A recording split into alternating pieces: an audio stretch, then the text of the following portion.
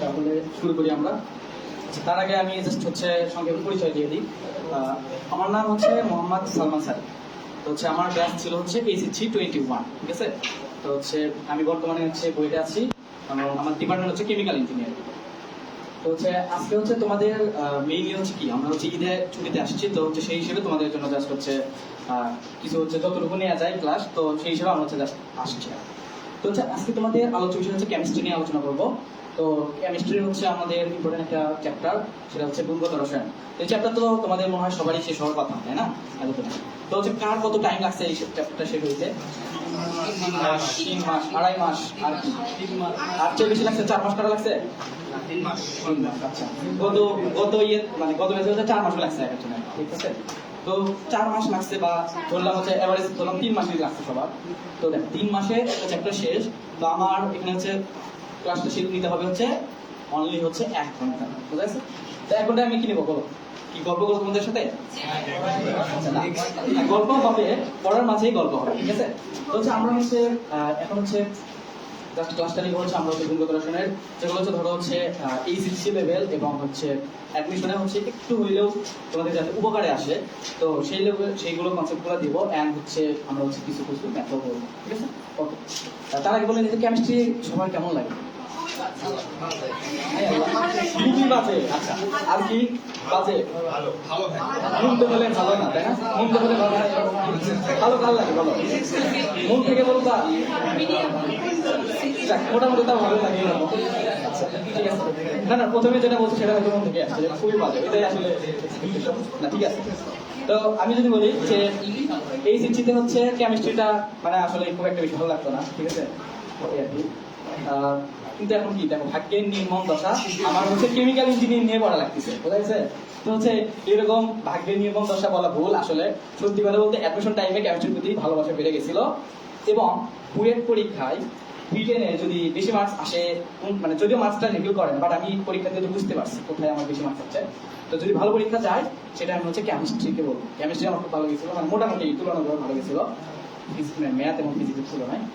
তো ডিপার্টমেন্টে এখন কেমিক্যাল ইঞ্জিনিয়ারিং, তো সেখানে কেমিস্ট্রি নিয়ে কাজ। তো হচ্ছে তোমাদের অবশ্যই যে সাবজেক্টটাই মানে যেমন লাগুক সমস্যা নাই, প্রতিটা সাবজেক্টে আমি কি তোমার তো পার করতে হবে, তাই না? তো সবকিছু একটু মানে হচ্ছে ভালো লাগাতে হবে, জোর করে হলেও ভালো লাগে। পড়াশোনায় তো ভালো লাগে, তাই না? পড়াশোনায় কারো ভালো লাগে, যে বলে আমার ভালো লাগে তার মাথার সমস্যা আছে। আবার কেউ মাইন্ড করে না, পড়াশোনা ভালো লাগতে পারে। তম কক্ষপথে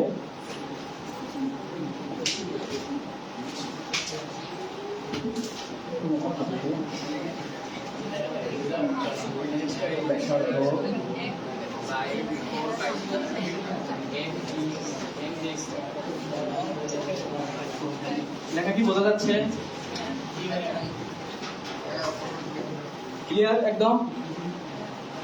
আচ্ছা, তো আমরা এখন হচ্ছে আগে ফর্মুলা লিখি।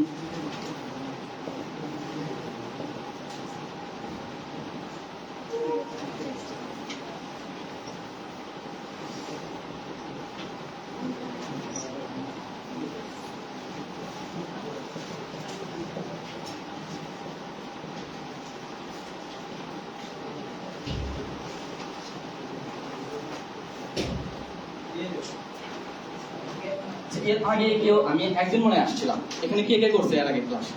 আচ্ছা 1 2 3 4 5, আচ্ছা 6 জন। আচ্ছা যাই হোক,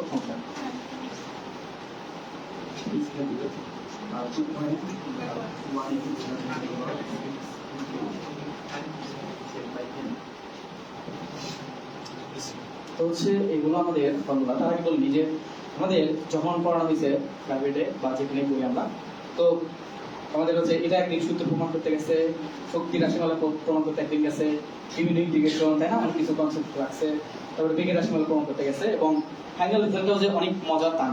ফাইনাল রেজাল্টটা অনেক বড় একটা সূত্র, তাই না? তো কি জানি n স্কয়ার h স্কয়ার যে তোমার কি একটা ফর্মুলা আছে, যেটা আমার মানে স্টিল মনে থাকে না। ধরো হচ্ছে 2 দিন যদি মুখস্থ থাকে, পরীক্ষার পরের দিন যায় আর ভুলে যায়। তো আমি বলবো যে যদি মনে না থাকে, তাহলে হচ্ছে এইভাবে মনে রাখাটা একটু ভালো দিক। কারণ কি, যতগুলো কনস্ট্যান্ট আছে তো সেগুলোকে মডিফাই করে আমাদের একটা সংখ্যামূলক ডাটা আনছি, এবং হচ্ছে এই দুইটা জাস্ট ভেরিয়েবল, তো এই দুইটাকে আলাদাভাবে রাখা হয়েছে। তো দেখো প্রথমটা হচ্ছে ব্যাসার্ধ 0.53 ইন্টু এন মানে কি বলতো কক্ষপথ সংখ্যা, মানে কয় নাম্বার কক্ষপথে ইলেকট্রনটা আছে, যেটা কি পারমাণবিক সংখ্যা, এবং এককটা কি হবে না জানো তো অ্যাংস্ট্রম। বলো তো 1 অ্যাংস্ট্রম সমান কত 10 মিটার। তো আমাদের এখানে যে রেজাল্ট আসবে সেটা অ্যাংস্ট্রমে আসবে। তো ওখান থেকে যদি আমাদের মিটারে বলে তাহলে কিন্তু আমরা স্ট্যান্ড দ্বারা গুণ করবো, দেন ওখান থেকে সেন্টিমিটার বলুক ন্যানোমিটার বলুক সেভাবে আমরা হিসাব করবো। ওকে, দেন হচ্ছে শক্তি ই এনতে মানে এনতম কক্ষপথের শক্তিটা বের করবো। তো সেটার ফর্মুলা হচ্ছে -2.18 গুণন 10 to the power -18 into z square by n square. এটা হচ্ছে এককটা কি জুল। কি এনতে হচ্ছে এনতম কক্ষপথের বেগ, তো 2.18 গুণন 10 to the power 6 into z by n, এটার একক হচ্ছে মিটার পার সেকেন্ড। তো এগুলো হচ্ছে রেজাল্ট করে যে মানটা আসবে সেটা হচ্ছে জুলে হবে আর এটা মিটার পার সেকেন্ড হবে। তো দেখো এখানে আরেকটু তোমাদেরকে হচ্ছে বলে নিই যে দেখো এখানে আছে মানে এন কোনটাতে জেড কোনটাতে, এটা তো আরেক ঝামেলা। তো এটা মনে রাখাও তো অনেক সময় মানে ভুল হতে পারে। তো আমি যেভাবে মনে রাখতাম জাস্ট একটু বলে দিই যে আমাদের তো কেন্দ্রে কি থাকে বলো, একটা নিউক্লিয়াস থাকে না। আচ্ছা, তো যত দূরে যাও আমি পুরো গোলটা আঁকাতাম না, জাস্ট হচ্ছে নরমাল বললাম। বলো তো এটা কি এন সমান 1 কক্ষপথ না, এটা হচ্ছে 2 নাম্বার কক্ষপথ 3 নাম্বার কক্ষপথ। বলো তো যত নাম্বার বাড়তিছে ব্যাসার্ধটা বৃদ্ধি পাচ্ছে না কমতিছে, বৃদ্ধি পাচ্ছে না, এই জন্য এনটা উপরে এবং স্কয়ার আকারে এন স্কয়ার বুঝা গেছে কাহিনীটা। আর জেডটা হচ্ছে ডিভাইড। আর শক্তির ক্ষেত্রে মাথায় রাখবা যত দূরে যাওয়া হবে শক্তিটা তত হচ্ছে কমতে থাকবে, এই জন্য এন স্কয়ারটা নিচে। তো এভাবে ফিল করতে পারো যে দেখো এখানে একটা ইলেকট্রন থাকলো, ইলেকট্রন দিয়ে পাওয়ার বেশি থাকাতে পারবে না। তখন যে এভাবে ফিল করতে পারো যে ধরো হচ্ছে তোমার এলাকায় কি তুমি সবচেয়ে ডন না, তোমার একটা বলতে গেল তুমি এখন ওকে বললে যে এই এলাকা আমার, এখানে আমার কি কি বলবে চল কি বলে, তো তুমি ওকে ঘুরে নেবে। কারণ ও তোমাকে ধরো তোমার বাসা হচ্ছে কি ধরলাম হচ্ছে ধরো কি সাত তখন হচ্ছে গাবতলিতে তার বাসা, তো তুমি এখন গেলা হচ্ছে ধরো শেরপুর, ঠিক আছে। তো এখন তোমার এলাকা তো গাবতলিতেই পাওয়া, এখন তুমি শেরপুরে যে তুমি বললো যে আমি কিন্তু ওই গাবতলির হচ্ছে মানে ডন, পাওয়ার আমার বেশি। তো কি ও কি শুনবে, মানে ধরো সেকশন করে কোনো কেউ কি শুনবে তোমার কথা যে কি পাগল নাকি, তো তুমি ওখানে পাওয়ারটা খাটাতে পারবে না সেরকম। তার মানে কি যত এন এর মান বাড়বে পাওয়ার তত কম, তো এই জন্য পাওয়ার মানে শক্তি তত কম, শক্তিটা হচ্ছে আমাদের, এই জন্য এইটা হচ্ছে নিচে। এভাবে জাস্ট মনে রাখবো। আর বেগটা কিভাবে মনে রাখবো দেখো আমরা গতি শক্তির ফর্মুলা কি বলছিলাম হাফ এম ভি স্কয়ার না। তো যদি বেগটাকে যদি আমরা রুটটা মানে স্কয়ারটা এগুলো করি তাহলে আমরা শক্তির উপর রুট পাচ্ছি। তাহলে দেখো এটাকে যদি রুট করো জেড বাই এন আসতেছে না, এটা কিন্তু কনসেপ্ট না, এটা জাস্ট হচ্ছে আমি তোমাদেরকে মনে রাখার টেকনিকটা বলবো, বুঝা গেছে কাহিনীটা। এইভাবে জাস্ট মনে রাখতে হবে। বলো এখন সূত্রগুলো মাথায় রাখবে না। এখন আমরা হচ্ছে একটা জাস্ট এক্সাম্পল করবো। ধরো লিথিয়াম 2 প্লাস আয়নের থার্ড শেলের বেগ শক্তি কত বা বেগ ব্যাসার্ধ যেটাই থাক, তো বেগ আর শক্তি চাইলাম। আমাদের বেগের ফর্মুলা কি vn সমান হচ্ছে 2.18 গুণন 10 টু দি পাওয়ার 6 ইনটু, আচ্ছা বলো তো এখানে জেড মানে পারমাণবিক সংখ্যা লিথিয়াম 2 প্লাস, এটার জেডটা আমি কত লিখবো, জেডের ভ্যালু 1। আর কেউ কিছু বলবা, সবাই ঠিক 1ই হবে। 3 কয়জন, 3 হইলে 1 আঙ্গুল, 1 হইলে 2 আঙ্গুল, কে বলে এটা, ঠিক আছে। তো হচ্ছে 3 এর পক্ষে কে 5 আঙ্গুল। আচ্ছা চলো, আচ্ছা বলো কে 3 এর পক্ষে কে 1 জন 2 জন 3 জন 4 জন 5 জন 6 জন 7, আচ্ছা আর এরকম। আচ্ছা আর একের পক্ষে কেউ নাই, মানে কয়েকজন, আচ্ছা দেখতেছি। আর বাকিগুলো কি নিউট্রাল, মানে যেটা ভাইয়া বলবে সেটাই আমাদের অ্যান্সার, তাই না। আচ্ছা তো মাথায় রাখবা 3 হবে কিন্তু অ্যান্সার, কেননা আমাদের লিথিয়াম 2 প্লাসে কিন্তু ইলেকট্রন সংখ্যা যদি বলতাম তাহলে একটা, বা প্রোটন সংখ্যা পারমাণবিক সংখ্যা কখনোই চার্জের উপর ডিপেন্ড করবে না, ওইটা জাস্ট ডিপেন্ড করবে যে কোন পরমাণু এটা। লিথিয়াম আছে তো পারমাণবিক সংখ্যা 3, আর কিছুর উপর ডিপেন্ড করবে না, চার্জ যতই থাকুক, ঠিক আছে। তো আমাদের যেটা হলো হচ্ছে 3, n এর ভ্যালু কত এখানে পার্শিয়াল যেহেতু 3 যেটা অ্যান্সার আসবে এটা অ্যান্সার আসবে তো মিটার পার সেকেন্ড এইভাবে তোমরা শক্তিটাও বের করে নিবা ফর্মুলা ইউজ করে ব্যাসার্ধটাও যদি চাই ব্যাসার্ধটা বের করে ওকে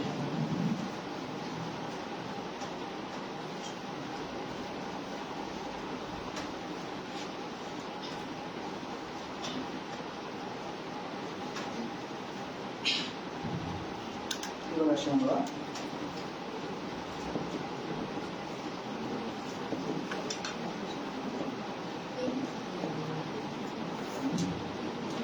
এবার আসি আমরা হচ্ছে রিড আর সমীকরণ এই জিনিসটা কি তো মাথায় রাখবা যে 1/λ সমান r/h into 1/10 square 1/10 square into z square. আচ্ছা তো আমরা এখন হয়তো বলতে পারো যে আমরা তো হচ্ছে জেড স্কয়ারটা আমাদের ইউজ করা লাগে না, আমাদের এই পর্যন্ত ফর্মুলাটা ছিল। আচ্ছা জেড স্কয়ার যে ছিল এই রকম সূত্র কয়জন ইউজ করছো? একজন, দুইজন, তিনজন, চারজন, আচ্ছা মোটামুটি কম জনই জানো এই জিনিসটা। তো মাথায় রাখবা আমাদের যেগুলো ম্যাথ বেশিরভাগ আসে সেগুলো হচ্ছে হাইড্রোজেন পরমাণুর জন্য। তো হাইড্রোজেন পরমাণুর ক্ষেত্রে জেটের ভ্যালু কত? 1। এই জন্য 1 স্কয়ার মানে গুণ করলে ওটা কোনো ম্যাটার করে না, বাট আমাদের মেইন ফর্মুলা কিন্তু এইটা, ঠিক আছে? তো মেইন সূত্রটা জানবা, বাট আমাদের হচ্ছে যখন হাইড্রোজেন বলবো তখন তুমি জাস্ট জেড স্কয়ারটাও ভাগ দিলেও করতে পারো, বা এটা দেখে বলতে পারো জেড সমান 1 তারপর যে ম্যাথ। আমাদের ল্যামডাটা কি বলো তো? তরঙ্গ দৈর্ঘ্য। আর এইচটা কি? বার ধ্রুবক। এটার মানটা কত? 10 বা 10 9 6 7 এবার আমরা এককটা কি? পার্সেন্টেজ। n1 টা কি? নিম্ন শক্তি স্তর। n2 টা হচ্ছে আমাদের উচ্চ শক্তি স্তর। এটার আমরা একটা এক্সাম্পল দেখি।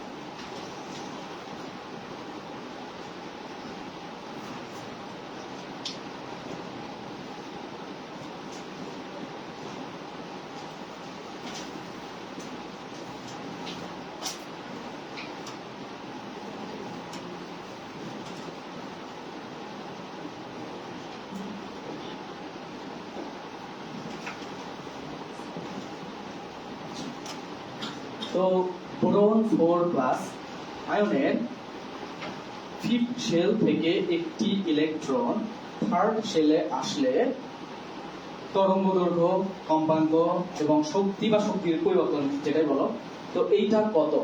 এই জিনিসটা আমাদের হচ্ছে মেজার করতে হবে। তো হচ্ছে আমাদের তরঙ্গ দৈর্ঘ্যের জন্য আমাদের এই ফর্মুলাটা ইউজ করবো। তো তার আগে আমাদের দেখো আর এর মান জানি n1 এর ভ্যালুটা কত হবে বলো তো? সবসময় নিম্ন শক্তি স্তর যেটা সেটা 3 এখানে হবে আর ইনটুটা হবে হচ্ছে 5। এবার বলো তো যেটার ভ্যালুটা কত নিব? 1। আচ্ছা 1 না 5? 1 কিন্তু ইলেকট্রন, একটা ইলেকট্রন। আর পারমাণবিক সংখ্যা অলওয়েজ জাস্ট পরমাণুটা দেখবে, ওখানে চার্জ কত সেটা দেখবে না, চার্জ জাস্ট ইলেকট্রনের চেঞ্জ করে, ঠিক আছে? তো এটা আরেকবার ক্লিয়ার হবে যে বোরনের ইয়েটা হচ্ছে আমাদের 5। তো এরপরে তোমরা যেটা করবা যে এখানে হচ্ছে আর এর মানটা বসাবা, n1 এর ভ্যালুটা বসাবা, n2 এর ভ্যালুটা বসাবা, যেটা ভ্যালুটা 5 বসানোর পরে তোমরা হচ্ছে 1/λ পাবা। তো সেটাকে ইনভার্স করবো। আমি লিখে দিই আরেকটা, আর ইজ 1/n1 এর ভ্যালু হচ্ছে 3 স্কয়ার 5 স্কয়ার 5 স্কয়ার। তো এটাকে ইনভার্স করবা যখন একটা মান পাবো, তো সেই মানটার এককটা হবে হচ্ছে সেন্টিমিটার। আচ্ছা এটা আমাদের হচ্ছে গেল হচ্ছে তরঙ্গ। এখন যদি আমরা ধরো কম্পাঙ্ক বের করতে চাই, আচ্ছা কম্পাঙ্কর ফর্মুলাটা কি জানো? হ্যাঁ নিউ সমান হচ্ছে আমাদের কম্পাঙ্ক কিন্তু এখানে নিউটা প্রকাশ করা হয়। নিউ সমান হচ্ছে c বাই ল্যামডা, ঠিক আছে। সিটা কি আলোর বেগ, তো সি এর ভ্যালু হচ্ছে 3 গুণন 10 to the power 8 meter per second. তো আমরা ওখানে যখন কম্পাঙ্কটা বের করব, আমরা জানি না দুইটা ইউনিট সেম হতে হবে যখন ক্যালকুলেশন করব।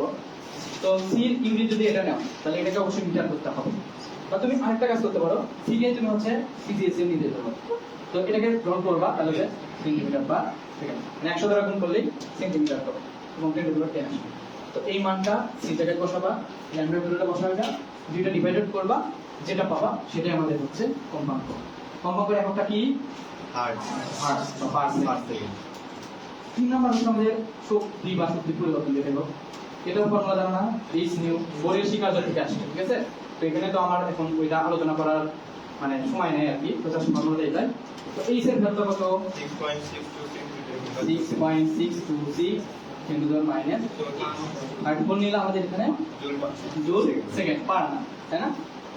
আর যদি আমরা হচ্ছে ধরো 10 টু দি পাওয়ার মাইনাস 27 নিই আর সেকেন্ড, বুঝেছো? তো এটা হচ্ছে আমাদের প্ল্যাঙ্কের ধ্রুবক, প্ল্যাঙ্ক কনস্ট্যান্ট।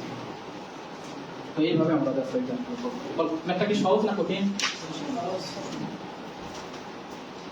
ওকে,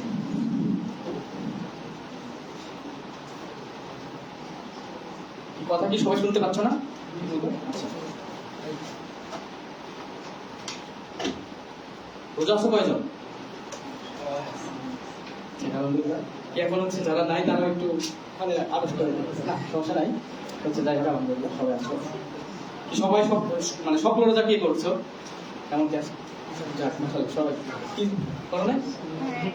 তাহলে হাত তুলতে কি হইলো? আচ্ছা অনেক ভাই করছি তাও। আচ্ছা যাই হোক সবাই মোটামুটি যার এখন হচ্ছে অবস্থা গরম, তাই না? আচ্ছা তো হচ্ছে আমরা হচ্ছে এরকম হচ্ছে ওই মানে ইলেকট্রনের মানে কনসেপ্ট গুলা একটা পার্ট চলে গেল, এখন আছে আরেকটা টপিক, সেটা হচ্ছে আমরা দ্রাব্যতা। আচ্ছা তো দ্রাব্যতা নিয়ে আমরা আলোচনা করব। দেখো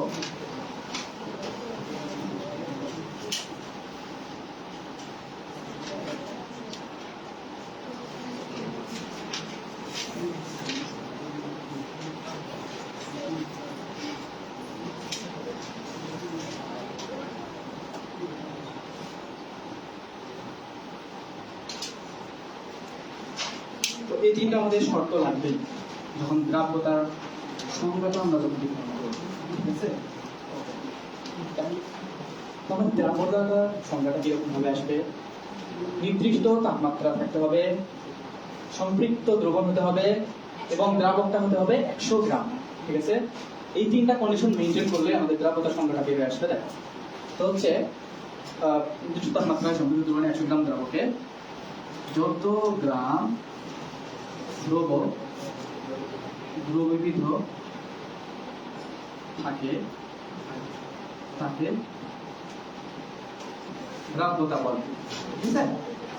তো হচ্ছে নির্দিষ্ট তাপমাত্রায় সংজ্ঞাটি বলে, নির্দিষ্ট তাপমাত্রায় সম্পৃক্ত দ্রবণের 100 গ্রাম দ্রাবকে যত গ্রাম দ্রব্য দ্রবীভূত থাকে তাকে দ্রাব্যতা বলে। এই তিনটা লাইন মানে তিনটা ওয়ার্ড থাকতেই হবে। তো সবাই মানে সংজ্ঞাটা আমরা মানে মুখস্থ ভালো লাগে না করতে, যে সংজ্ঞাগুলো আসলে মুখস্থ করার দরকার হয় না, একটু কিওয়ার্ড গুলো যেগুলো ফাইন্ড আউট করবা করে তোমাদের নিজের মতন করে সংজ্ঞাটা বানাবে, তাইলে এইটা সমস্যা হবে না। তো দ্রাব্যতাকে আমাদের মনে রাখবো যে এন দ্বারা প্রকাশ করা হয়, ইংলিশ ওয়ার্ডটা হচ্ছে সলিবিলিটি, সলিবিলিটি থেকে হচ্ছে আমাদের দ্রাব্যতাটা এস, ঠিক আছে? তো এখানে আমাদের যেটা জানার দরকার হচ্ছে দ্রবণ কি আর সম্পৃক্ত দ্রবণ কি। আচ্ছা দ্রবণে আমাদের কি কি থাকে বলো তো? দ্রব দ্রাবক। তো বাস্তব যদি উদাহরণ দিই, আমাদের একটা শরবত যদি বানাই সেটা হচ্ছে দ্রবণ, শরবতে কি থাকে? চিনি এবং হচ্ছে পানি, ঠিক আছে? আচ্ছা আমাদের দ্রবণ হচ্ছে 3 ধরনের টোটাল, অসম্পৃক্ত, সম্পৃক্ত,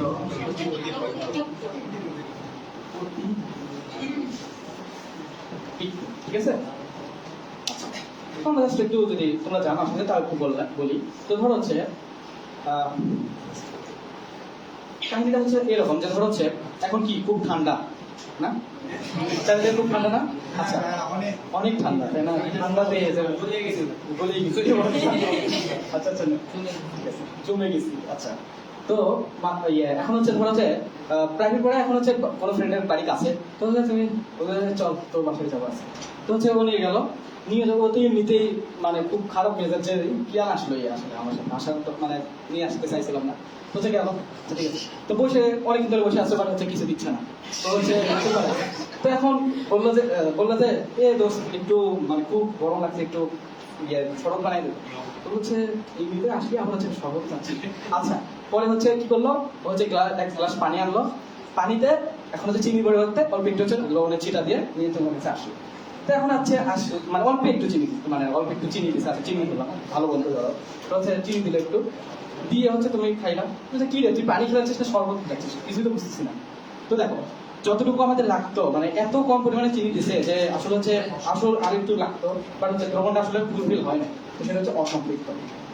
এখন ও হচ্ছে আচ্ছা ঠিক আছে তুই ইয়ে করলি তা এবার কি করলো, পুরা একটা লবণের প্যাকেটটা হচ্ছে ও ঢালে লবণের তোমার হচ্ছে গ্লাসে করে নিয়ে, যদিও সম্পূর্ণ দ্রবীত হবে না কিছু টমেনেট করে থাকে, এখনো নিয়ে আসার পরে হচ্ছে যখন খাইতে বললো যে কি রে ভাই তুই হচ্ছে আমাকে মারি ফেলবি নাকি, সাগরের পানি নিয়ে আসছিস, তো হচ্ছে কি এটা তাহলে কি হলো বলো তো আমাদের অতিরিক্ত হলো না, তো পরে হচ্ছে এখন হচ্ছে বাসার আন্টি এখন দেখে বলছে কি রে ভাই মানে ছেলেটা আসছে এতদিন পর তুই হচ্ছে এরকম করতেছিস সবসময় ইয়ে, পরে হচ্ছে আন্টি খুব সুন্দর করে হচ্ছে চিনি শরবত নিয়ে আসে তোমার কাছে দিল, তুমি খাইলে বললাম আলহামদুলিল্লাহ অনেক ভালো লাগলো, তো ওইটাই যেটাতে আলহামদুলিল্লাহ বললাম সেটাই আমাদের হচ্ছে সংক্ষিপ্ত দ্রবণ, অর্থাৎ আমাদের একটা দ্রবণের যতটুকু পানি আছে মানে ধরো পানি আছে, তো ওটাকে পানির অণুগুলোকে হচ্ছে ধরো হচ্ছে মানে দ্রবণটা হচ্ছে সম্পূর্ণরূপে যতটুকু দ্রবণটা দ্রবীভূত করতে পারবে, যদি সেই পরিমাণ দ্রবণ থাকে তাহলে সেই দ্রবণটা হচ্ছে সংক্ষিপ্ত দ্রবণ। ওকে, আর এই সংক্ষিপ্ত দ্রবণটা মানে আমাদের হচ্ছে দ্রাব্যতার ক্ষেত্রে অবশ্যই সংক্ষিপ্ত দ্রবণ।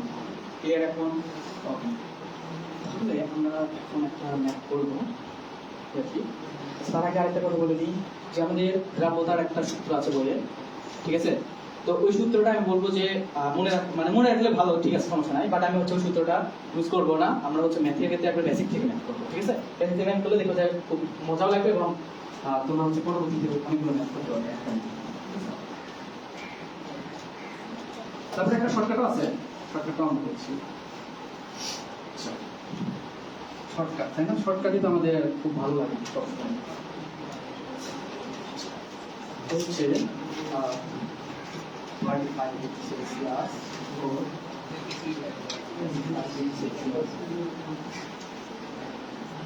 তাপমাত্রায় দ্রবণের তাপমাত্রা যথাক্রমে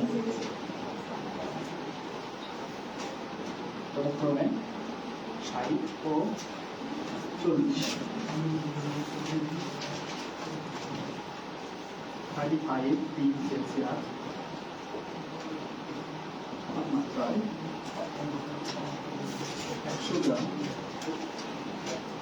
সম্পৃক্ত দ্রবণকে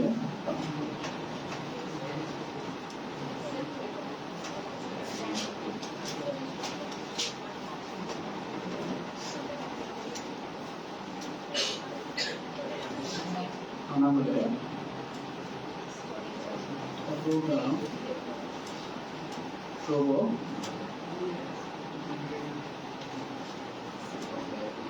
রচিত হবে। আচ্ছা, তো আমাদের ম্যাপটা দেখো, 35 ডিগ্রি সেলসিয়াস তাপমাত্রা ও 25 ডিগ্রি সেলসিয়াস তাপমাত্রায় কোনো দ্রবণের দ্রাব্যতা যথাক্রমে 60 এবং 40। এখন বলা হলো যে 35 ডিগ্রি সেলসিয়াস তাপমাত্রায় 100 গ্রাম সম্পৃক্ত দ্রবণকে 25 ডিগ্রি সেলসিয়াস তাপমাত্রায় আনা হলে কত গ্রাম দ্রব গ্যালাসিত হবে।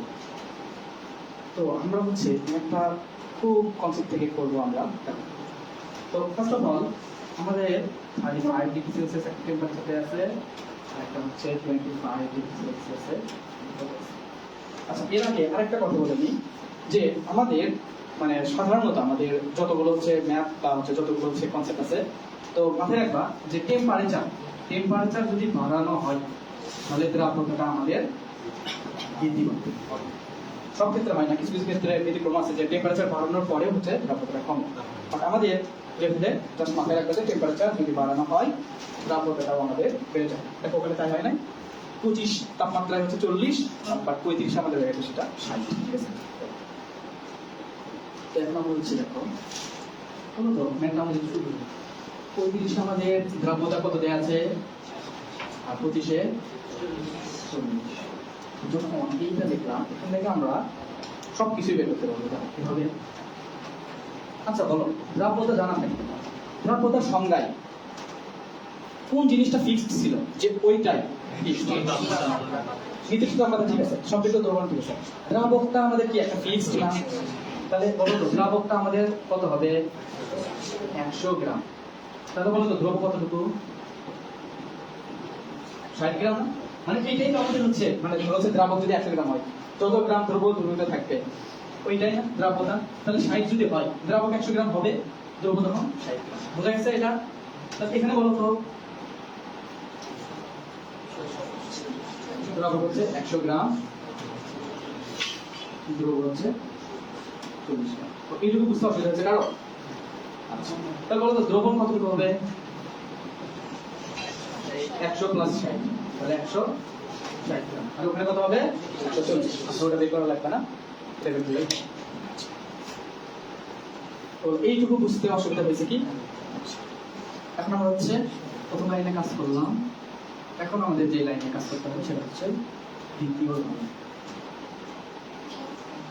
আচ্ছা এখন আমরা হচ্ছে 35 ডিগ্রি সেলসিয়াস তাপমাত্রায় আসবো। আচ্ছা বলো 35 ডিগ্রি সেলসিয়াস তাপমাত্রায় আমাদের কত গ্রাম সম্পৃক্ত দ্রবণকে মানে হচ্ছে পজিশনে নিয়ে যেতে হবে? 100 গ্রাম কেনা, মানে এখানে বলা হয়েছে কি 35 ডিগ্রি সেলসিয়াস তাপমাত্রায় 100 গ্রাম সম্পৃক্ত দ্রবণকে আমাদের নিয়ে কাজ করতে হবে। বাট আছে এখানে কত বলো তো 160। তো তাহলে আমরা যদি 160 গ্রাম দ্রবণে দ্রাবক বের করি, দ্রাবক কত আছে 100 গ্রাম না? আচ্ছা বাট আমাদের লাগবে কত গ্রাম দ্রবণ? 100 গ্রাম না? তাহলে 100 গ্রাম দ্রবণ আছে, এখানে একটু লিখবা যে সম্পৃক্ত। 100 গ্রাম সম্পৃক্ত দ্রবণে দ্রাবক আছে 100 ইন্টু 100 ডিভাইড বাই 160। এটা আসলে দেখো এটা আসে কিনা?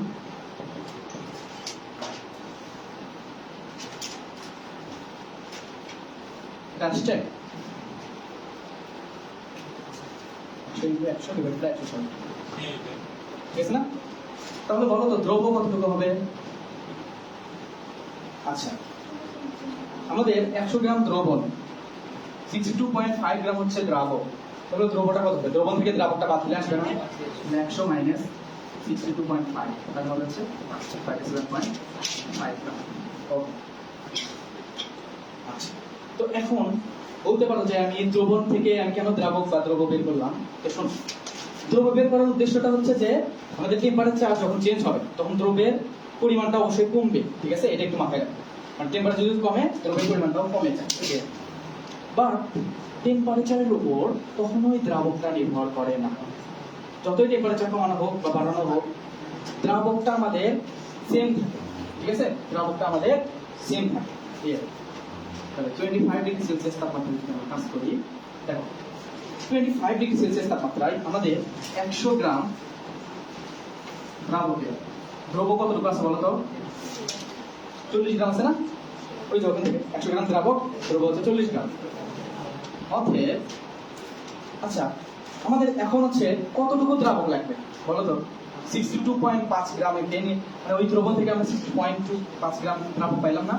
তো 62.5 গ্রাম দ্রাবকের দ্রব্য মানে কতটুকু হবে? 40 ইন্টু 5 ডিভাইডেড বাই 100 গ্রাম, তাহলে বলো কতটুকু হবে? 25 গ্রাম।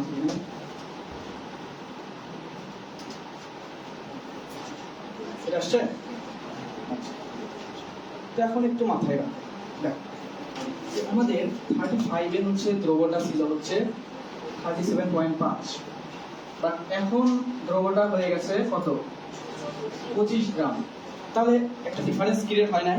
তো ওই ডিফারেন্স যতটুকু ক্রিয়েট হয়েছে ওইটা আসলে দ্রবণে হচ্ছে ক্যালাস হয়ে থাকে। তাহলে অতএব ক্যালাসিত দ্রব্য দেখো আগে কত ছিল? 37.5, এখন কত হয়ে গেছে? 25। এটা যদি বাদ দাও 5, এটাই আমাদের কারো কোথাও বুঝতে অসুবিধা হয়েছে? অসুবিধা হয়েছে কারো?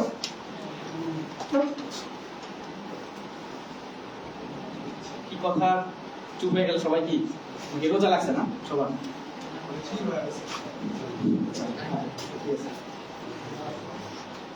এখন আমরা হচ্ছে শর্টকাটটা দিব। তো শর্টকাটটা আমি দেওয়ার আগে একটা কথা বলে নিই।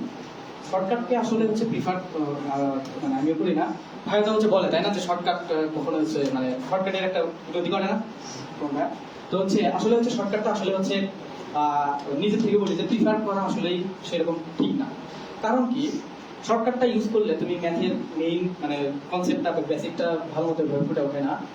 আর হচ্ছে সহজেই হচ্ছে ধরো যে তুমি অ্যান্সার বের করলে অনেক সময় শর্টকাটে যে ওটাই ভালো লাগে, তোমার হচ্ছে দেখবে কনসেপ্ট তুমি বুঝতেই চাবে না। তো এই জন্য শর্টকাটটা আসলে মানে হচ্ছে না মনে রাখাটাই বেটার। তবে বলবো হচ্ছে শর্টকাটটাও অনেক সময় কাজে দেবে। কি কারণে? ধরো তো তোমার কাছে টাইম নাই অনেক সময়, যখন শর্টকাটটা জানলে তুমি হচ্ছে সহজেই অ্যান্সারটা বের করে আসলে তুমি মার্কস পাবা। তো এই জন্য শর্টকাটটা মানে বেসিকের পাশাপাশি যদি শর্টকাটটা মনে রাখতে পারো তাইলে এটা ভালো দিক।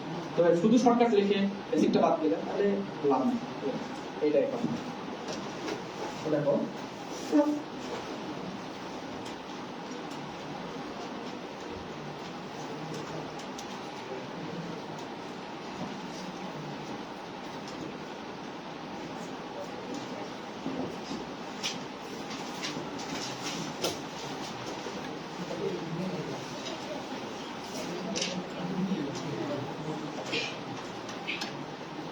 লিখছি হচ্ছে ডেল দ্রব।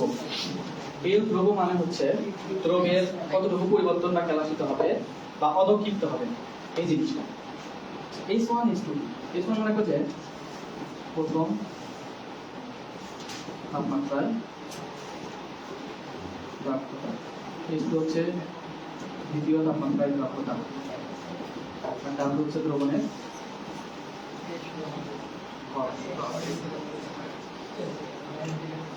তো এইটাই আমাদের হচ্ছে সূত্র। আমরা সূত্রটা কিভাবে ইউজ করবো বা হচ্ছে S1 S2 W এগুলা কি? আচ্ছা, আমি বলছি যে S1 টা হচ্ছে প্রথম তাপমাত্রায় দ্রাব্যতা, S2 টা হচ্ছে দ্বিতীয় তাপমাত্রায় দ্রাব্যতা।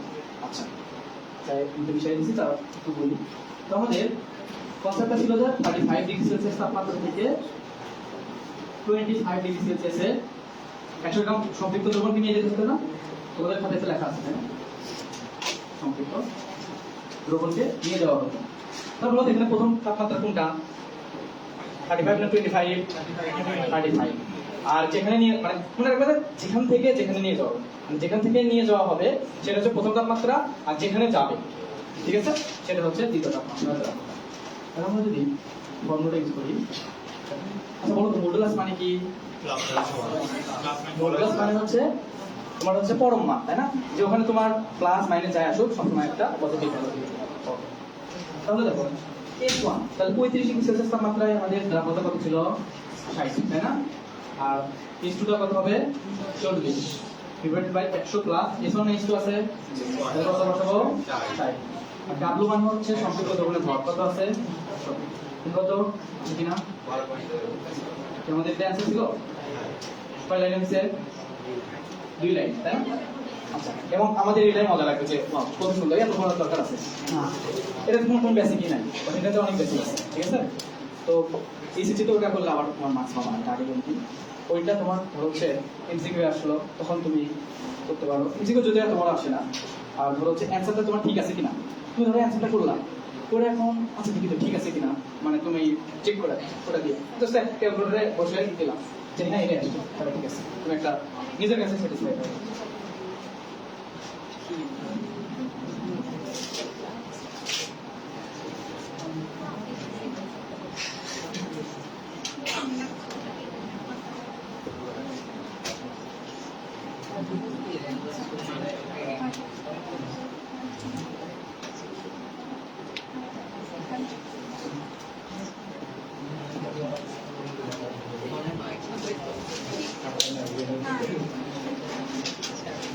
এবার আমরা হচ্ছে দ্রাব্যতা নির্ভর করবো।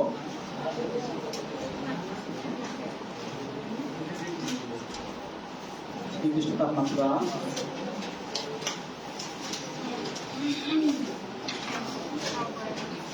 দ্রবণ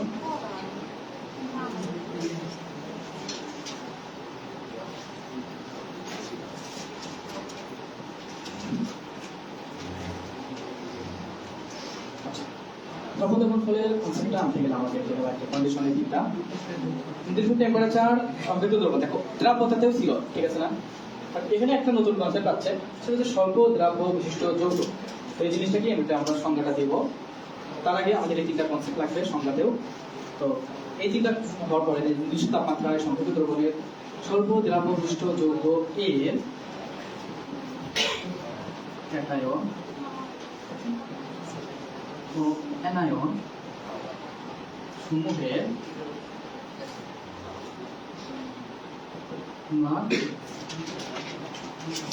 ঘনমাত্রা বা এটাকে বলে দ্রাব মানে মোলার ঘনমাত্রাটাকে হচ্ছে দ্রাব্যতা ঘনমাত্রার সর্বোচ্চ যথাযথ হাত সহ সর্বোচ্চ গুণফলকে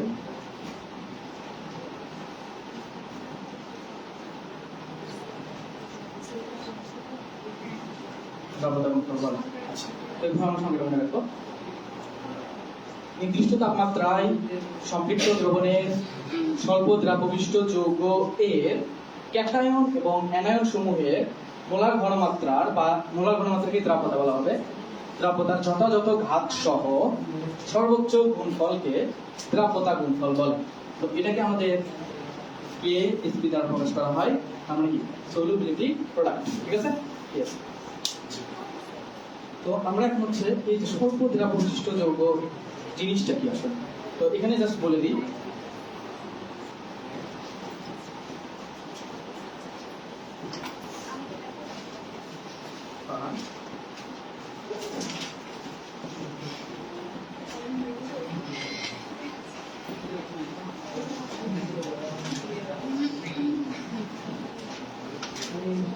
সংক্ষেপে লিখলাম যে স্বল্প দ্রাব্য বিশিষ্ট যৌগ কি ওরা কোনো দ্রবণের একটা যৌগের যদি ঘনমাত্রাটা ঠিক আছে ঘনমাত্রাটা যদি 0.01 মোল পার লিটার বা এর চেয়েও যদি কম হয় তাহলে ওই যৌগটাকে বলা হবে হচ্ছে স্বল্প দ্রাব্য বিশিষ্ট যৌগ ঠিক আছে তো এই আর কি তো এমসিকিউ যদি আসে কিভাবে ওটা মানে প্রশ্নটা করবে দেখবে যে এমন একটা ঘনমাত্রা চারটা অপশনে এমন একটা ঘনমাত্রা যে যেটা দেখলে একটাতেই তোমার দেখবে যাচ্ছে 0.01 বা এর চেয়ে কম একটা ঘনমাত্রাতে আছে আর বাকিটা ধরো হচ্ছে 1 মোলার 2 মোলার বা 0.1 মোলার এই টাইপের কিছু আছে তো যৌগ দেখে চেনার উপায় নাই তোমার হচ্ছে ঘনমাত্রাটা দেখে চেনার উপায় ঠিক আছে যে ঘনমাত্রাটা তুমি দেখো যে 0.01 মোলার হলেও হবে এর চেয়ে কম হইলে সেগুলো হচ্ছে স্বল্প দ্রাব্য বিশিষ্ট যৌগ এভাবে এমসিকিউ আসতে পারে তো হচ্ছে যারা মেডিকেল ক্যান্ডিডেট মেডিকেল এরকম টাইপের কোশ্চেন করে মাঝে মাঝে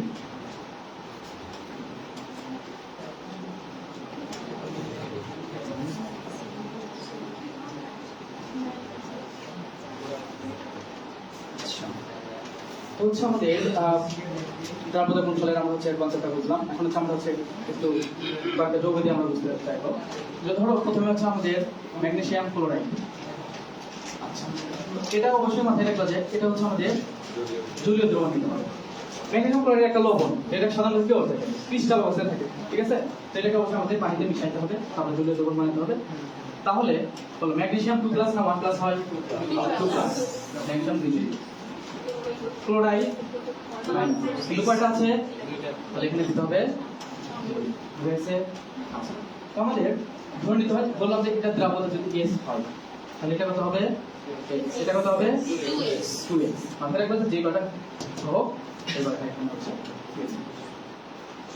তাহলে আমাদের যদি KSP টা যদি আমরা বের করতে চাই তাহলে আচ্ছা তাহলে আমরা একটু কনসেপ্ট থেকে আসি সেটাকে আমরা সংজ্ঞা থেকে আমরা এই পরিবর্তনটা আনবো দেখো এনে বলছি কি স্বল্প দ্রাব্য বিশিষ্ট যৌগ হইল তো এর ক্যাটায়ন আচ্ছা ক্যাটায়ন এখানে কি বলো তো ম্যাগনেসিয়াম 2 প্লাস আর অ্যানায়নটা কি ক্লোরাইড মাইনাস তো অ্যানায়ন সমূহের মোলার ঘনমাত্রা আচ্ছা মাথায় রাখবা ঘনমাত্রাকে আমাদের হচ্ছে চার ভাবে প্রকাশ করা হয় একটা সি দ্বারা প্রকাশ করা হতে পারে অনেক সময় এস দ্বারা প্রকাশ করা হয় অনেক সময় এম দ্বারা প্রকাশ করা হয় আর অ্যানায়ন এবং ক্যাটায়ন বা বিক্রিয়া বোঝাতে আমাদের হচ্ছে এরকম হচ্ছে ভাগ রাখি দ্বারা প্রকাশ করা হয় এগুলো আমাদের হচ্ছে মোলার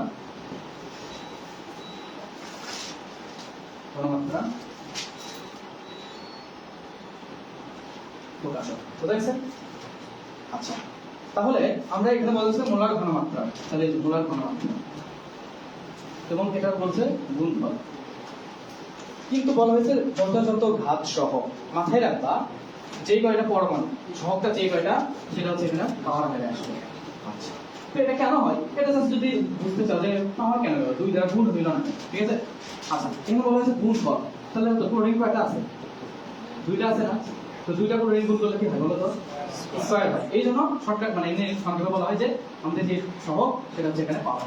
বুঝা গেছে? তিনটা থাকলে পাওয়ার হচ্ছে না তিনবার গুণ হবে। আচ্ছা, বলো ম্যাগনেসিয়ামের কত হবে? S, ক্লোরাইডের 2s তার উপর স্কয়ার, তাহলে কি s কত আসছে? তো এগুলো মুখে রাখার কোনো দরকার নাই, তোমরা জাস্ট প্রসেসটা ম্যান করবে যে কিভাবে আমরা করতেছি। আরেকটা এক্সাম্পল দেবো।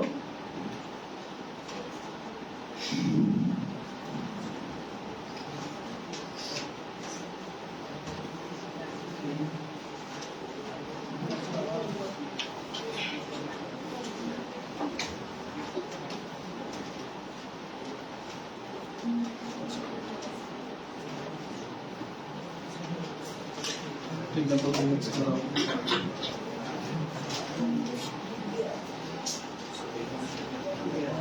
এটা কি, এটার নাম কি বলো? Aluminium sulphate. তাহলে অ্যালুমিনিয়াম কত হবে? সালফেট। ঠিক আছে সবকিছু। অ্যালুমিনিয়াম কয়টা আছে বলো তো? এইটা, এখানে 2 দিতে হবে। সালফেট 3টা আছে, 3 দিতে হবে। তো বলো তো এটা S হইলে এটা কত হবে? 2s। এটা এটা আমরা যদি কেস এটা বের করতে চাই, অ্যালুমিনিয়াম 3+ ইনটু সালফেট, সবকিছু ঠিক আছে।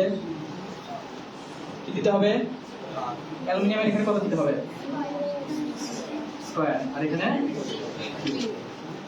তাহলে অ্যালুমিনিয়াম এটা হচ্ছে 2s তার উপর স্কয়ার, 3s তার উপর কিউব, তার কত হবে? 108 5।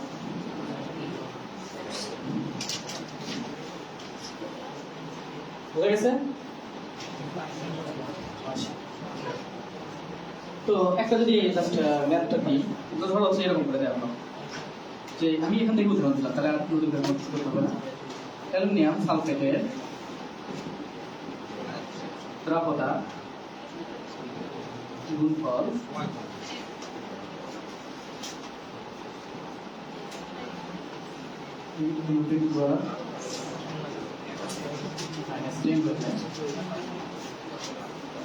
-10 হলে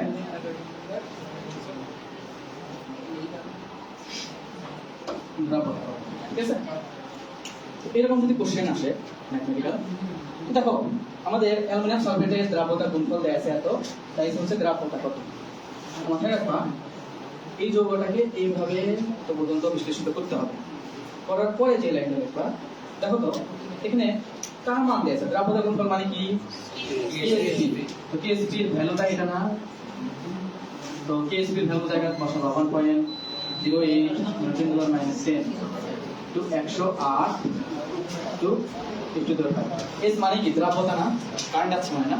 আচ্ছা, এস মানে কি? দ্রাবতা না। তো এখান থেকে তোমরা কিভাবে করবা? এস নিবা, তাহলে এখানে পাওয়ার 5 1.08 × 10⁻⁸ তো এখান থেকে যেটা আসবে সেটা একক হবে আমাদের হচ্ছে মোলার বা বল পার লিটার। সেটা একটা জিনিস লক্ষ্য করছো যে আমরা গত ম্যাথে কিন্তু দ্রাবতা কোনো একক ছিল 60 আর 40 ছিল না জাস্ট, বাট এখানে কিন্তু আবার কি আসছে? মোলার। কাহিনীটা কি জানো?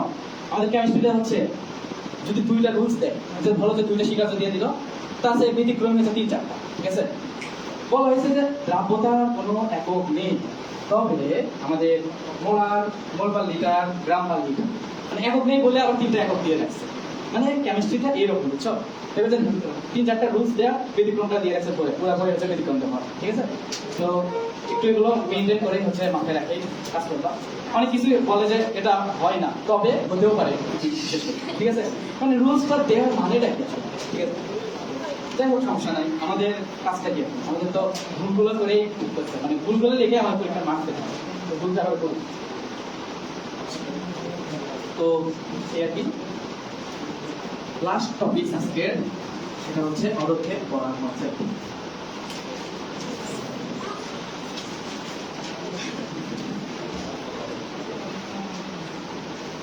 এবং এই পদক্ষেপ করার কনসেপ্টটা খুবই ইম্পর্টেন্ট।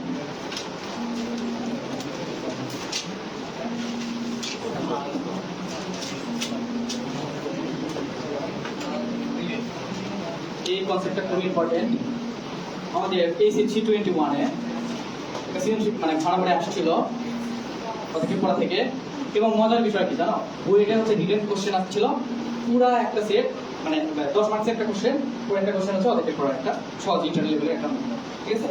তো হচ্ছে অনেক সময় কোশ্চেনগুলো একবারে মানে কমন ম্যাথগুলো দিয়ে রাখে, সবসময় যে কমপ্লিট করে হয় না, আবার অনেক সময় মনে হয় যে বিষয় মনে হয় আলাদা, অনেক আননোন বা অনেক কিছু দিয়ে রাখবে না। মোটামুটি ধরো হচ্ছে কনসেপচুয়াল কোশ্চেনগুলো তোমরা যদি ACC থেকে ভালো মতো করে রাখো তাহলে অ্যাডমিশন নিতে কোনো সমস্যা হবে না। পদক্ষেপ করার জন্য আমাদের দুইটা কনসেপ্ট লাগে। PHP তে আমরা শিখলাম AI। তো AI কে বলা হচ্ছে আয়নিক উৎপাদ। তো এই দুইটার ভিতরে মেজর কোনো ডিফারেন্স নাই, ডিফারেন্স জাস্ট দ্রবণে। PHP টা আমাদের কোন দ্রবণের জন্য? সম্পৃক্ত দ্রবণের জন্য। এটা হচ্ছে তুমি যে কোনো দ্রবণ, যে কোনো দ্রবণের জন্য KIP। তো KIP এর উপর ডিপেন্ড করে আমাদের পদক্ষেপ করাটা বের করা। আমাদের হচ্ছে আমরা হচ্ছে কেস ইন্টারমিডিয়েট করব। ফার্স্ট অফ অল কি সমাধান KIP হয় আমাদের একবার দ্রবণটা সংযুক্ত করব। আচ্ছা বলো, সম্পৃক্ত দ্রবণ হলে কি পদক্ষেপ করবে? না, পদক্ষেপ করবে না।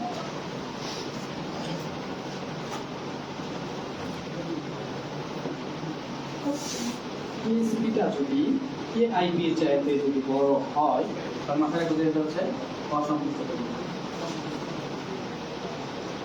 অসম্পৃক্ত দ্রবণ এর কি করার কোনো সম্ভাবনা আছে? এমনিতেই মানে ধরো হচ্ছে ওটাতে আরো দরকার, মানে আরো দ্রব্য দরকার, বাট অসম্পৃক্ত হয়েছে, ওখানে তো অনেক করবে না। PHP চাইতে KIP টা বড় হয়, দ্রবণটা অতিবৃত্ত হয়ে যায় এবং পদক্ষেপ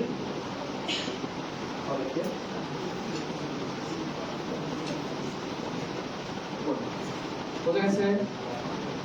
এটি একটা কনসেপ্ট।